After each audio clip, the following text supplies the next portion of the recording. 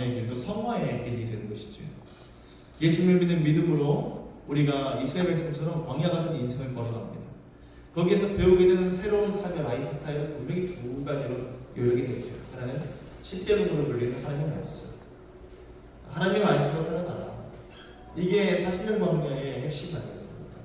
그 말씀으로 어떻게 사는가라고 할 때 하나님 중심의 그 라이프 스타일인 예배의 생활이라는 것이 새롭게 훈련됩니다. 성막이라는 것 중에서 드러나는 예배자로서의 삶인 것이죠. 그 예배가 우리를 하나님과 새롭게 연결시키고 그 예배를 통해서 우리의 삶이 달라지고 그게 단지 율법에 나와 있는 법조문을 외우고 살아가는 게 아니라 우리가 하나님과 우리 사이의 관계, 사람과 사람 사이의 관계, 사회의 질서, 심지어는 정결 규정을 통해서 사람이 왜 깨끗하게 살아야 되는가, 어떻게 깨끗하게 살아야 되는가, 어느 만큼 깨끗하게 살아야 되는가, 이런 것들부터 약한 자를 돌보는 방법들과 10분의 1, 11조와 또 우리 101조 같은 또 도피성 같은 사회 안전망까지 다 우리가 생각할 수 있는 그런 삶의 스타일을 배우는 것이 광야의 길 아니겠습니까? 그리고 그 속에서 우리가 소망하는 것이 있다고 한다면 약속의 땅 가나안, 천국을 소망하는 것이죠. 이러한 이 천국 땅의 구속이라는 이 구속사전 구약의 유비의 중심에 등장하는 핵심적인 인물이 있다고 한다면 구원자이지. 그래서 성경을 읽으면서 또 하나님의 역사를 보면서 항상 놀라운 것이 이게 꼭 하나님께서 각본을 쓰셔가지고 역사 가운데 이렇게 보여주신다고 할 정도의 놀라운 일치입니다. 그 출애굽의 핵심 인물이 모세였습니다. 건져냈다라는 뜻을 갖고 있는 모세 그 자체가 왜 예수 그리스도의 그 예표가 되는가라고 하면 그의 업적도 있겠지만 행동도 있겠지만 그의 이름에서도 분명히 드러납니다.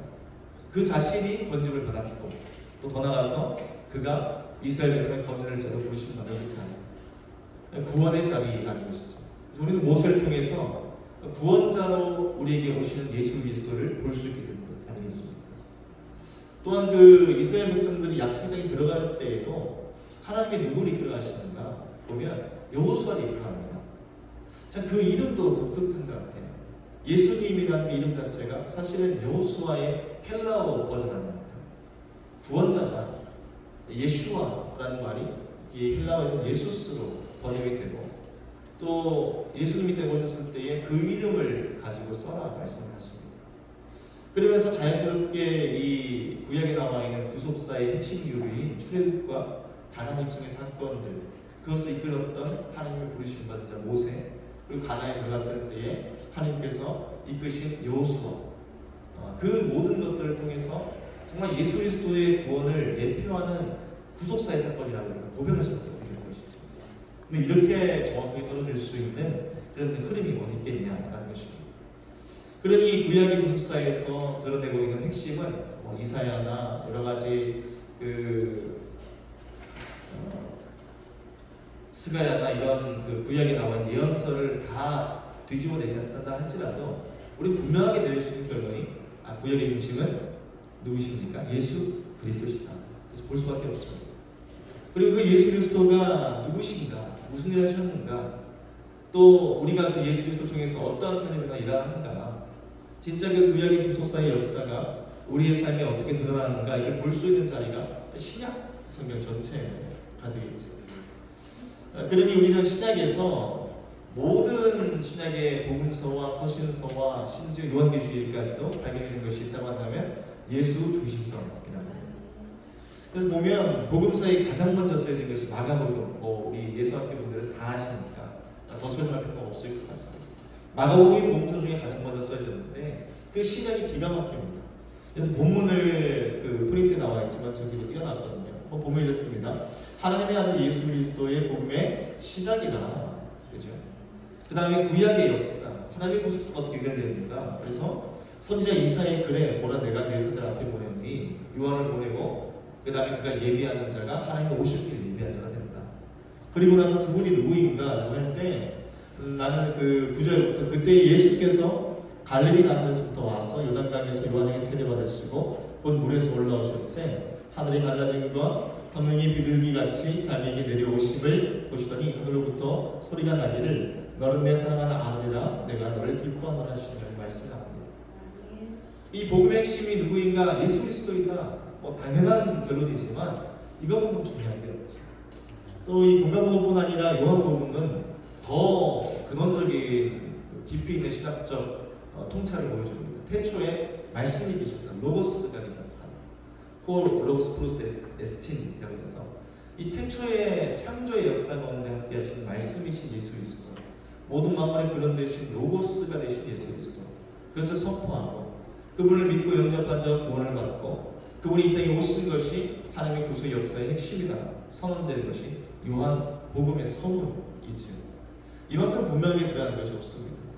서신서도 뭐다 있지만 대표적인 바울 서신의 신학의 핵심을 설명한 게 로마서 아니겠습니까?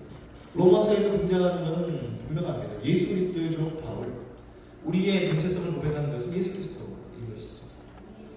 또한 우리가 하나님의 복음 위에서 선택받았다, 사랑받았다. 그러면서 이 복음은 똑같이 고백합니다.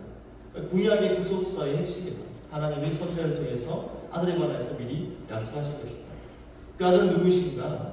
육신으로 당신을 통 성결력으로 죽은 자 가운데서 부활하신 분 하나님의 아들 곧 우리 주 예수 그리스도시다. 이처럼 이 신약의 복음서든 서신서든 모든 것의 중심은 예수 그리스도입니다. 그러면 당연히 요한계시록도 그 중심이 누가 나올 수밖에 없습니까? 예수 그리스도밖에 나올 수 없습니다. 그래서 이 요한계시록의 시작도 보면 서문도 보면 너무 분명합니다. 우리 좀 한번 1절만 좀 읽어볼까요? 시작. 예수 그리스도의 계시라. 이는 하나님이 그에게 주사 반드시 속히 일어날 일을 그 종들에게 보이시려고 그의 천사를 그 종 요한에게 보내어 알게 하신 것이라. 아멘. 이만큼 분명한 서론문이 없습니다. 요한계시록의 정체성이 무엇인가? 모든 성경의 중심이신 예수 그리스도가 보여주신 이 아포칼립스, 하나님의 뜻을 알려주는 계시다. 그럼 그 계시의 중심은 계시의 메시지보다 누구입니까? 계시를 말하신 예수 그리스도라는 겁니다.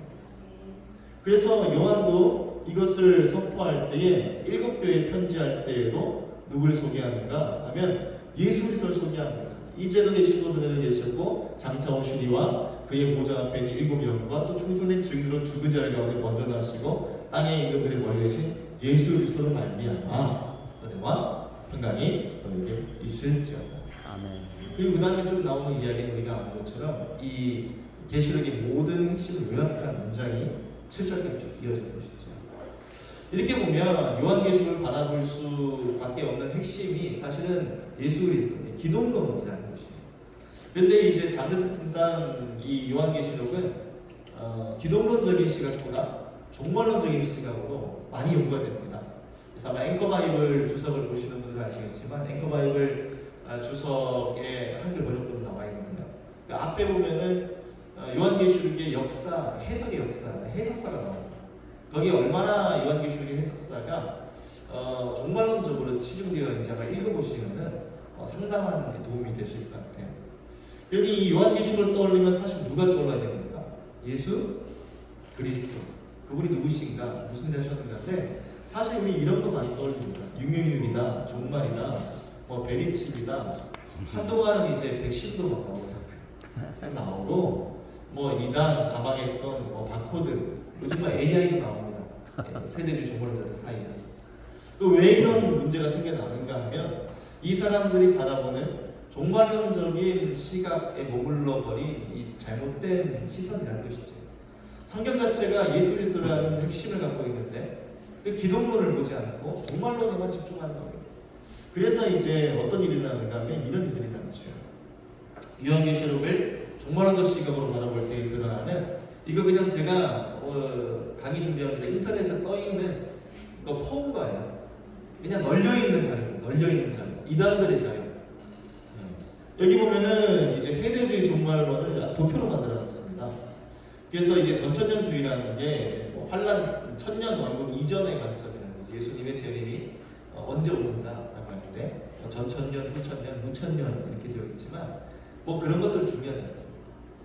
중요하지 않아요. 보면 계시록을 이렇게 세대주의로 본다는 거예요. 계시록에 나와 있는 내용이 과거의 어떤 특정 시점부터 시작하여서 우리가 살아가는 현실과 예수 모실 때까지 미래의 시점들을 연대기적으로, 크로니클적으로 나눠져 있는 그런 하나의 순서책이다. 이게 세대주의 아닙니까?